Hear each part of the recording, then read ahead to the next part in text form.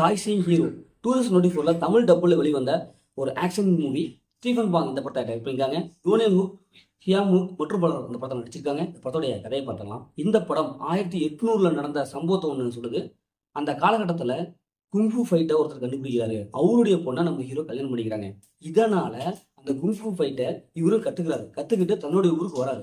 அங்க வில்லன் ஒருத்தன் அப்படியே பயங்கரமா அட்டாக் பண்ணிட்டு இருக்கான். இப்போ அந்த குங்ஃபு ஃபைட்டர் மூலம் வில்லன் எப்படி இவர் எதிர்கொண்டு தன்னுடைய ஊரை எப்படி காப்பாத்துறாரு, இதுல என்னாச்சு அப்படிங்கிறதா இந்த படத்துடைய ஒன்லைன். அந்த படத்துடைய பாசிட்டிவ் பார்த்தாவே படத்துடைய ஆக்ஷன் சொல்லியிருக்கான். சும்மா வேற லெவலில் இருக்கு. குங்ஃபு ஃபைட் அப்படியே ஆணித்தரமும் சொல்லியிருப்பாங்க. அதை யூஸ் பண்ணி வில்லன் சும்மா அடிச்சுட்டு எழுப்பாரு. அந்த சீன்ஸ் ரொம்ப நல்லா வந்திருக்கு.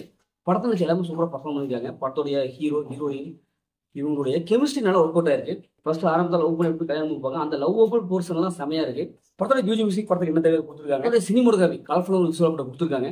படம் ஃபர்ஸ்ட் ஆஃப் ஃபுல்லாகவும் இந்த வில்லன் அப்படி எதிர்கொள்றது குங்ஃபு ஃபைட்டு இப்படி ஆக்ஷன் சீக்வன்ஸே பயங்கரமா இருக்கு.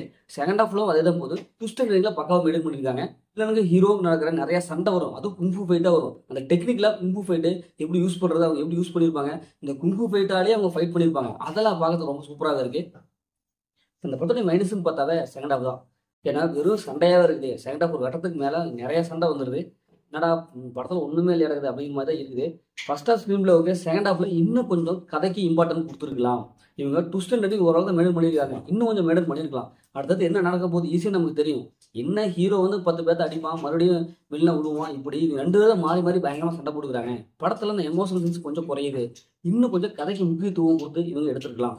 மற்றபடி கிளைமேக்ஸ் ஒரு நார்மலான ஒரு கிளைமேக்ஸ் கொடுத்துட்டாங்க. ஏன்னா கடைசியாக எப்பவும் போல இன்னும் பெரிய ஃபைட்டை வச்சு முடிச்சுட்டாங்க படத்தை. அதே மாதிரி இதுலேயும் பெரிய ஃபைட்டை வச்சு முடிச்சிடுறாங்க. இந்த படத்தை ஃபேமிலி பார்க்கலாம், கண்டிப்பாக ஃபேமிலி பார்க்கலாம். படத்தில் அந்த மாதிரி எதுவுமே இல்லை. முதல் இந்த படம் சூப்பராக சும்மா இருக்காங்க. இந்த படம் ஒன் டைம் வச்சு தான் நான் சொல்லுவேன். ஓகே, இதே மாதிரி அடுத்த ஒரு புதிய மூவி உடன் உங்கள் கட்சி பாருங்க.